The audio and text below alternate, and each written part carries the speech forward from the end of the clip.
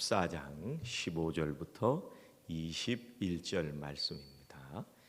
요한복음 14장 15절부터 21절 말씀.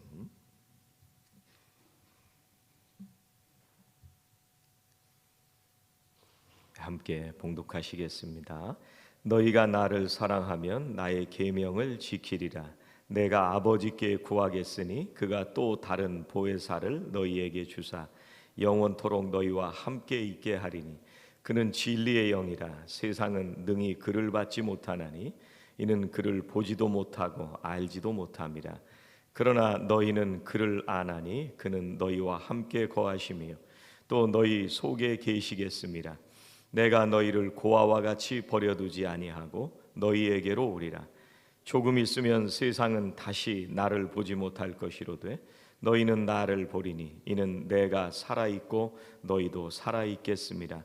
그 날에는 내가 아버지 안에 너희가 내 안에 내가 너희 안에 있는 것을 너희가 알리라. 나의 계명을 지키는 자라야 나를 사랑하는 자니 나를 사랑하는 자는 내 아버지께 사랑을 받을 것이요 나도 그를 사랑하여 그에게 나를 나타내리라. 아멘. 우리 시간 2024년 새해가 시작이 됐습니다. 올 한 해를 어떤 믿음으로 우리가 살아야 될까? 오늘 20절 말씀은 이렇게 말씀하시죠. 그날에는 내가 아버지 안에 너희가 내 안에 내가 너희 안에 있는 것을 너희가 알리라. 이렇게 말씀을 하십니다. 여러분 이 말씀을 새해 첫 주에 우리 성도님들하고 함께 묵상하면서요, 올 한 해 동안 이런 마음으로 우리가 살면 좋겠다 하는 그런 생각을 하게 됩니다. 우선 우리가 제일 먼저 믿어야 될 건 뭐냐면요, 주님이 우리 안에 계시다고 하는 것을 믿어야 됩니다. 그런데 우리가 주님 안에 있다고 하는 것을 안다고 말씀하십니다. 여러분, 예수님이 우리 안에 계시다는 것을 아시겠어요? 우리가 주님 안에 있다고 하는 것을 아시고 주님이 내 안에 있다고 하는 것을 우리가 분명히 믿음으로 고백하시나요? 우리가 예수님을 믿고 오래 신앙생활을 해도요, 어떤 때는 내 안에 기쁨도 없고 매일 세상의 염려와 근심으로 살아갈 때도 있습니다. 어떤 때는 옛날 성격이 그대로 남아있는 나를 발견할 때마다 굉장히 마음에 힘들어질 때가 있습니다. 이 어떻게 해야 될까?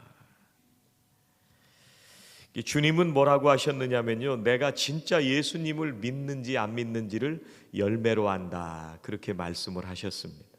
우리가 예수님을 믿는데 실제로 열매는 우리가 살아가면서 짜증이 나고 두려움이 생기고 염려하면서 살아가고 우리의 마음에 늘 힘들고 지치고 우울한 마음만 있다고 한다면, 이건 내가 예수를 믿지 않는 사람이구나, 이렇게 생각해야 되는 게 아닙니다.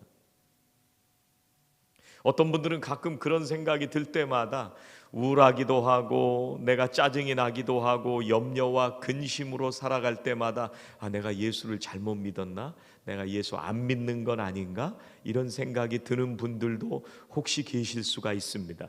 그런데 그거는 예수를 믿지 않는 게 아니고요, 이제 다시 주님과의 관계 속으로 더 들어오라고 하는 말씀입니다. 우리가 살아가면서 신앙생활 하는데 열매가 없다는 것을 보면서 나는 믿음이 없나 봐, 이렇게 나를 정죄하거나 다른 사람들을 정죄하거나 판단해야 되는 게 아니고요, 우리가 주님에게 다시 돌아가야 될 때구나, 이것을 알아야 되라는 말씀입니다. 우리가 어떤 때는요, 율법주의에 빠져가지고요, 껍데기는 잘하는 것 같은 신앙생활을 하는데, 우리가 문제없는 신앙생활을 하는 것 같은데 우리가 늘 마음의 염려와 근심에서 떠나지 않을 때도 있습니다. 인생이 짜증나고 비참한 생각밖에 들지 않을 때도 있습니다. 그래서 사람들은 이거로부터 벗어나기 위해서 무슨 생각을 하냐면 더 열심히 신앙생활을 하면 되지 않을까 이렇게 생각을 합니다.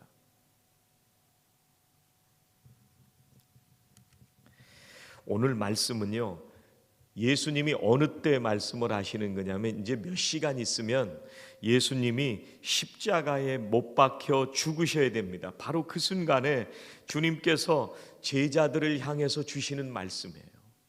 그런데 뭐라고 말씀하셨냐면 내가 너희를 고아처럼 버려두지 않겠다 이렇게 말씀을 하십니다.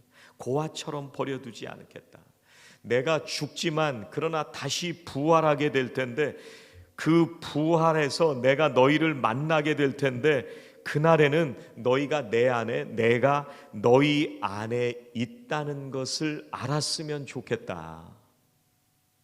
내가 꼭 반드시 너희들과 함께 있겠다. 그 말씀을 약속하시는 거예요. 그러면 그리스도인들은 뭐예요? 그리스도인들은 주님 안에 살아가는 사람들입니다. 그리고 마음속에 예수 그리스도를 담고 살아가는 사람들입니다. 여러분, 제자들은 갈릴리 출신의 무지한 어부들이었습니다. 이 제자들이 주님이 죽으실 때까지 주님이 어떤 분이신지 잘 몰랐어요. 그래서 매일 서로 다투었습니다. 네가 높으냐 내가 높으냐, 네가 예수님 오른팔이냐 내가 왼팔이냐, 이거 가지고 계속 싸웠어요. 근데 이 사람들이 나중에 변해가지고요, 어떻게 변했냐면 이 세계의 역사를 바꾸는 위대한 사도가 되었습니다. 어떻게 그럴 수 있었느냐면 제자들이 주님 안에 거하고 예수 그리스도를 마음에 품고 사는 사람들이 되었기 때문에 세상을 바꾼 사람들이 됐습니다. 그러면 어떻게 우리가 예수 그리스도 안에 살아갈 수가 있느냐? 오늘 예수님은 이렇게 말씀하시는데 그리스도 안에 거한다는 말이 무슨 말인지를 우리가 잘 이해를 못합니다. 나 같은 죄인이 어떻게 예수 그리스도를 마음에 담고 살 수 있을 것인가? 우리가 노력해서 되는 일은 아닙니다. 오늘 20절 말씀 제가 다시 봉독해 드립니다. 잘 보세요. 그날에는 내가 아버지 안에 너희가 내 안에 내가 너희 안에 있는 것을 너희가 알리라. 너희가 뭐라고 그러세요? 마지막에 너희가 알리라. 안다는 건 무슨 얘기예요? 주님께서 이미 우리 안에 계시고 우리가 주님 안에 계시니까 그걸 알아라 그런 말씀이에요. 그러니까 우리는 그걸 알면 되는 거예요. 우리가 주님 안에 들어가려고 발버둥을 치고 애를 쓰고 열심히 노력을 해야 되고 뭔가 교회의 일들을 열심히 해야 될 것처럼 생각이 들지만 그냥 알면 된대요. 뭐를 알아요? 주님이 우리 안에 계시다는 것을 알면 된대요. 그리고 내가 주님 안에 있다고 하는 것을 알면 되는 거예요. 주님이요, 너희가 내 안에 있어야 내가 너희 안에 있을게 이렇게 말씀하신 게 아니에요. 너희가 내 안에 내가 너희 안에 있는 것을 알아라 이렇게 말씀하셨잖아요. 그러니까 우리는 이걸 알면 되는 거예요. 내가 의식하기도 전에 이미 오래전부터 주님은 나를 품고 계시고 내 중심에 와 계시다고 하는 것을 우리들에게 알려주시는 거예요. 내가 주님을 알기도 전에 내가 주님을 배신하고 말씀을 배신하고 살아가는 그때에도 주님은 내 중심에 여전히 계셨다는 거예요. 그걸 알으라는 거예요. 이제는 내 안에 계신 주님을 깨닫는 것이 중요하다는 거예요. 그때부터 믿음이 자라나기 시작합니다.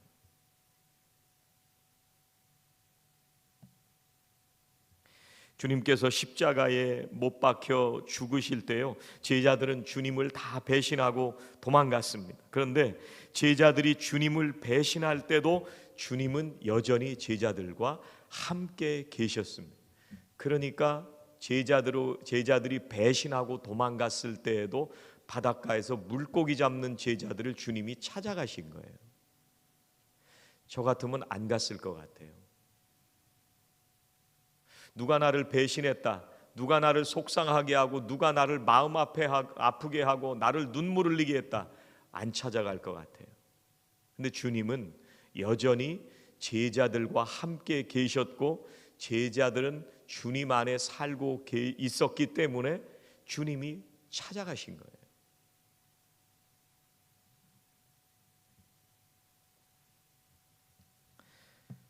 주님은 제자들을 버리지 않으시고 늘 함께 계셨고, 제자들은 주님이 우리를 버리지 않으셨구나, 이걸 깨닫게 되었을 때 제자들은 진리를 위해서 목숨을 드리는 제자로 살게 됐습니다.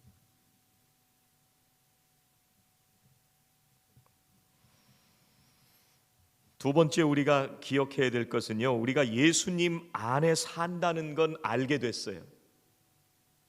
그러면 어떻게 살게 되느냐? 두 번째는 계명을 지키면서 살게 됩니다. 15절 말씀 보세요. 너희가 나를 사랑하면 나의 계명을 지키리라. 그런데 여기서 걸려요. 너희가 나를 사랑하면, 이 말씀에서 걸립니다. 안 걸리세요? 저만 걸리나요? 왜 걸리냐면 주님이 너희가 나를 사랑하면 이렇게 말씀을 하시는데, 내가 예수님을 사랑한다고 당당하게 얘기하기가 쉽지 않아서 그래요. 내가 예수님을 사랑하지 않는 것은 아닌데, 그런데 내가 정말 예수님을 사랑하느냐 물어볼 때 내가 정말 뜨겁게 예수님을 사랑합니다, 이렇게 고백할 자신이 없어서 이 말씀 앞에서 좀 주저하게 됩니다.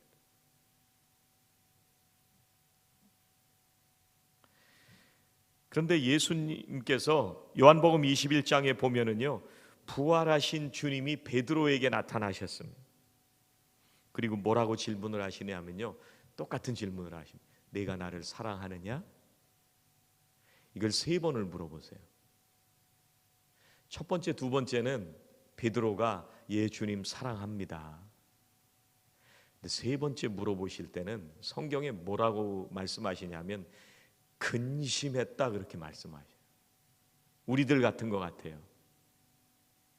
3번씩이나 물어보시니까 네가 진짜 나 사랑하느냐? 그러니까 근심한 거예요.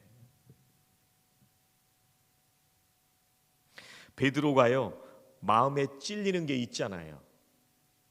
예수님이 고문을 당하고 채찍질을 당하실 때 베드로가 닭이 울기 전에 저 예수님 몰라요, 그리고 저주하기까지 했습니다. 3번이나 모른다고 저주했습니다. 그게 있잖아요, 자기 마음은. 그러니 네가 나 사랑하느냐? 예수님이 물어보실 때 주님 사랑합니다 3번째까지 그렇게 담대하게 대답할 자신이 없었던 거예요.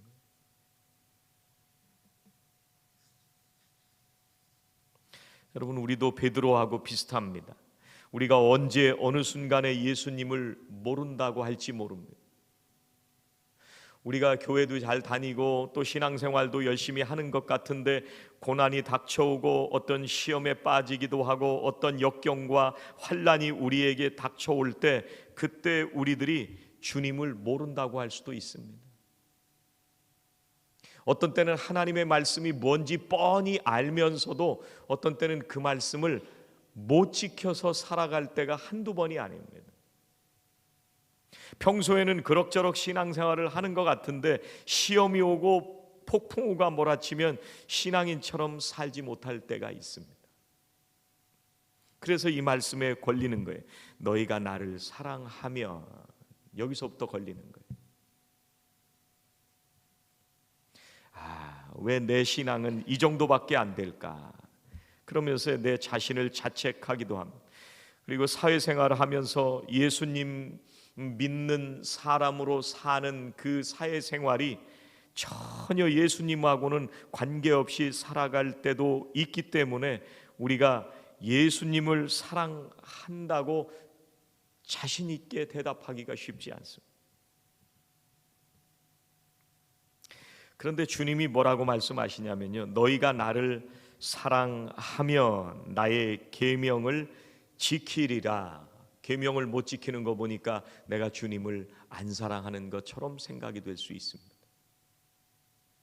조금 이따 다시 말씀을 드리고요, 이 계명을 지켜라 하는 이 말씀이 무슨 말씀일까? 이 지금 우리가 읽은 이 말씀 바로 앞장에 보면은요, 제자들에게 뭐라고 말씀을 하시냐면 13장 34절 35절에서 이렇게 말씀하세요.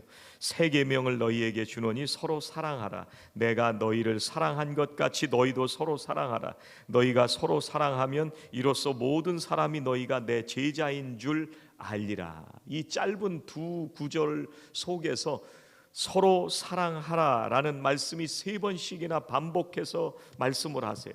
이게 예수님께서 주신 새 계명이라고 말씀하셨어요. 13장에서 새 계명을 너희에게 주노니, 그리고 14장에 와서 너희가 나를 사랑하면 나의 계명을 지킨다고 말씀하세요. 그러니까 주님께서 너희가 나를 사랑하면 계명을 지킨다는 얘기는 새 계명을 지킨다는 것인데, 내가 너희를 사랑한 것처럼 너희도 서로 사랑하면서 살게 된다는 말씀이에요.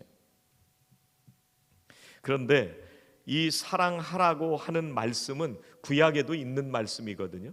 별로 새로울 게 없는데 주님은 서로 사랑하라 말씀하시면서 새 계명을 너희에게 준다 말씀하셨어요. 여러분, 서로 사랑하라고 하는 말씀은요, 예레미야 19장 18절에도 원수를 갚지 말며 동포를 원망하지 말며 내 이웃 사랑하기를 내 자신과 같이 서로 사랑하라 이렇게 말씀하신단 말이에요. 헬란 말에도 보면 사랑을 말하는 말들이 되게 많습니다. 우리가 말하는 우정도 사랑이고요, 그 다음에 필로스도 사랑이고요, 아가페도 사랑입니다. 이 헬란 말은 사랑이라는 말들을 많이 합니다. 이 사람들이 사랑을 중요하게 생각했던 것 같아요. 부모님들은 본능적으로 자식들을 사랑합니다. 여러분, 나라를 위해서 자기 삶을 다 바치는 애국자들도 있습니다. 꼭 신앙인들만 목숨을 바치는 게 아니라 국가를 위해서 분신하는 사람들도 있잖아요. 여러분, 일제시대 독립운동할 때 민족 대표 33인 중에서 16명이 기독교인입니다. 그 중에 16명 중에 9명이 감리교인이에요. 우리 같은 감리교인이란 말이에요. 그런데 우리들이 네가 나를 사랑하면 할 때 이 말씀에 부딪히면 우리가 자신이 없어져요. 그리고 계명을 잘 지키지도 못하기 때문에 우리가 자신이 없어집니다. 그런데 예수님은 왜 이걸 새 계명이라고 하셨을까? 세상에서도 서로 사랑하라고 얘기하고 수많은 사랑을 얘기하고 가수들은요 늘 사랑 얘기를 입에 달고 노래를 부릅니다. 그런데 예수님은 왜 이걸 새 계명이라고 하셨을까? 그 앞에 무슨 말이 붙었느냐면요, 내가 너희를 사랑한 것 같이, 이게 붙어서 새 계명이에요. 예수님께서 우리를 사랑하셔서 먹을 걸 많이 주셨기 때문에 새 계명이 아니고요, 사회적으로 우리가 높은 지위에 갈 수 있도록 우리를 사랑해 주셨기 때문에 새 계명이 아니고요, 우리들에게 물질을 많이 부어 주셨기 때문에, 우리 주님이 그렇게 우리를 사랑하셨기 때문에 새 계명이 아니고요, 주님께서 십자가에 죽으시고 부활하셔서 우리를 죄와 죽음으로부터 다시 살려주신 그 사랑을 내가 너희를 사랑한 것 같이, 그 사랑으로 서로 사랑하라. 그래서 새 계명이에요. 세상이 얘기하는 계명하고 다르죠. 히랍 사람들이 얘기하는 사랑하고 다르죠.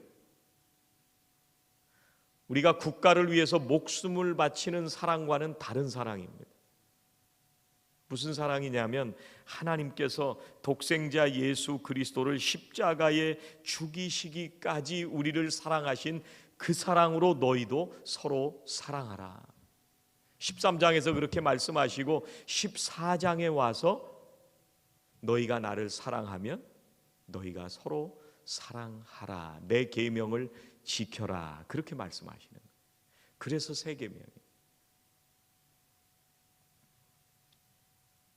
여러분, 이 세상에 우리가 살아갈 때요, 예수님을 통해서 우리가 영원한 생명을 얻는 것보다 더 큰 사랑이 어디 있습니까? 그게 제일 큰 사랑이에요. 그 사랑으로 하나님이 우리를 사랑해 주셨기 때문에 그게 새 사랑이에요.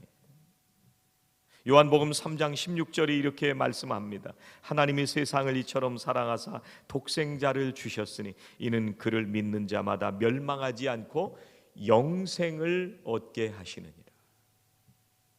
그 사랑으로 우리를 먼저 사랑해 주신 거예요. 하나님이 세상을 사랑하신 그 사랑은 뭐냐면 영생을 얻게 하는 사랑이에요. 그러니까 세상의 사랑과는 구별된 사랑입니다. 우리가 사랑이라는 말을 떠올리면은요, 뭐가 연상이 되냐면 착하게 사는 걸 떠올립니다. 그리고 어려운 이웃들을 도와주고 구제하는 것을 사랑이라고 생각합니다. 그런데 하나님께서 우리를 사랑하시는 사랑은 십자가와 부활을 통해서 예수님께서 영원한 생명을 주신 사랑이에요. 그 사랑으로 서로 사랑하라는 거예요. 그러니까 하나님께서 우리를 사랑하신 사랑은 생명을 주시는 사랑인데, 우리가 서로를 사랑한다는 것은, 계명을 지킨다는 것은 뭐냐? 생명을 살리는 사랑을 하는 게 계명을 지킨다는 거예요. 하나님께서 나를 살리시고 구원해 주신 것처럼 우리들도 다른 사람의 생명을 살리는 사랑을 할 때 계명을 지키게 된다는 거예요. 그러니까 우리가 하나님의 사랑으로 다른 사람을 사랑하게 되는 계명을 지킬 수 있게 되는 거예요. 그러면 우리가 이걸 어떻게 할 수가 있느냐? 세 번째, 성령님이 우리가 사랑하도록 해주십니다. 이걸 우리가 기억해야 돼요. 16절 말씀해 보니까요, 내가 아버지께 구하겠으니 그가 또 다른 보혜사를 너희에게 주사 영원토록 너희와 함께 있게 하리니. 뭐라고 말씀하세요? 또 다른 보혜사를 보내시겠다. 그러면 지금까지 보혜사가 있었다는 얘기예요. 우리를 돕는 사람이 있었다는 얘기예요. 누구세요? 이걸 주님이 말씀하시고 계시기 때문에 그동안 제자들과 함께 하셨던 예수 그리스도가 보혜사였던 거예요.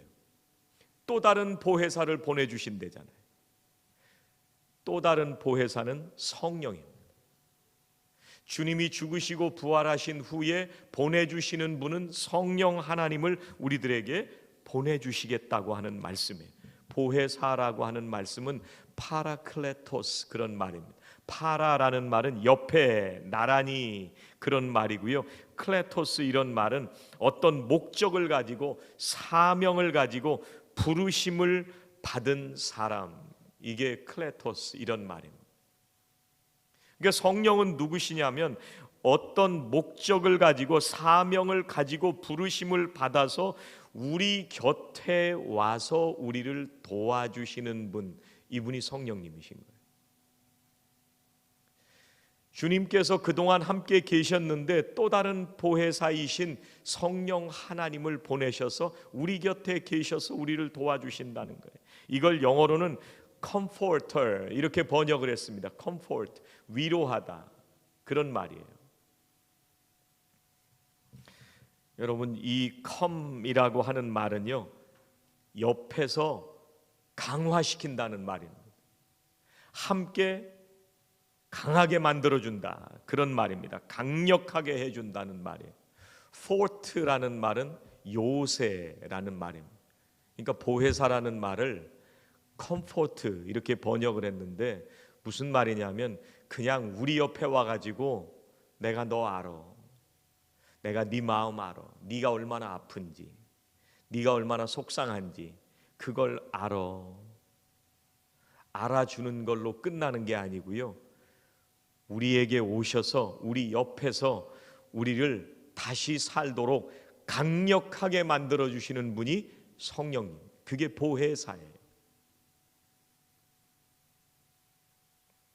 그냥 내 형편을 알아주고 내 마음을 위로해 주는 것뿐만 아니라 내가 살아가는 이 세상에서의 이 신앙의 삶을 더더욱 견고하게 해주고 내가 말씀을 따라서 계명을 지키면서 살도록 주님께서 우리들을 사랑하신 그 사랑으로 이 세상에서 우리가 사랑하면서 살도록 우리를 견고하게 만들어주는 분, 이분이 성령님이에요.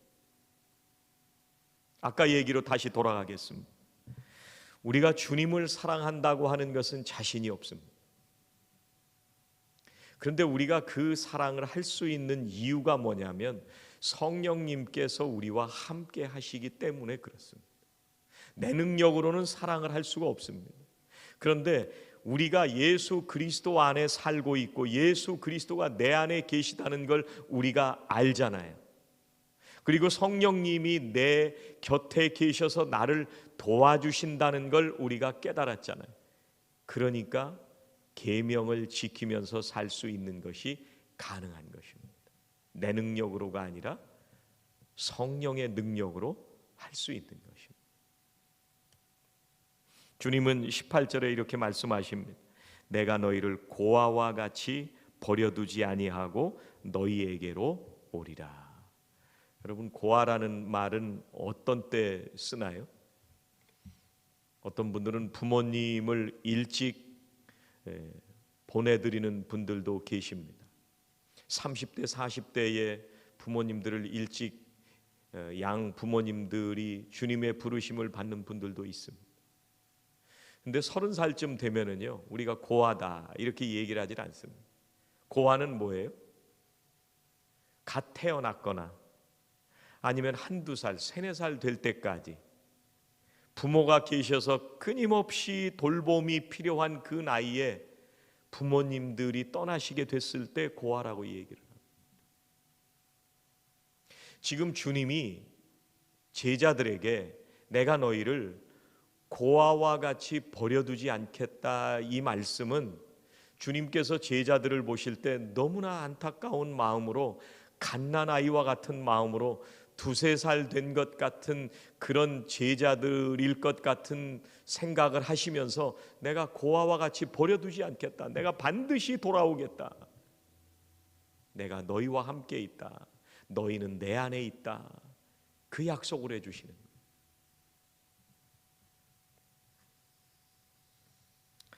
이제 몇 시간 후에는 주님이 십자가에 못 박혀 죽으셔야만 됩니다.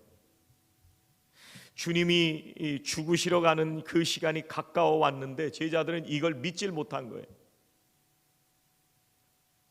정말 주님이 십자가에 죽으시는 그 현장을 목격하게 되면 제자들이 다 배신하고 도망칠 것을 주님은 다 아셨습니다. 그래서 주님은 내가 너희를 고아와 같이 버려두지 않겠다, 이렇게 약속하신 거예요. 어떤 경우에도 내가 너희를 버리지 않겠다, 그 말씀을 하시는 거예요.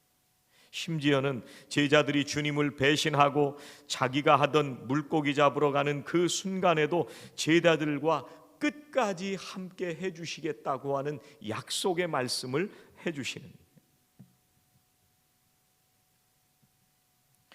우리가 주님을 모시고 살아갈 때요, 주님의 인도하심 속에 살아간다고 하는 굳건한 믿음이 있을 때 우리가 세상에서 만나는 고난과 또 역경과 수많은 시험과 풍파들은 그냥 의미 없이 흘러가는 시간이 아니고요, 우리를 사랑하시는 주님의 인도하심을 따라서 사는 시간이라는 것을 우리가 믿게 됩니다.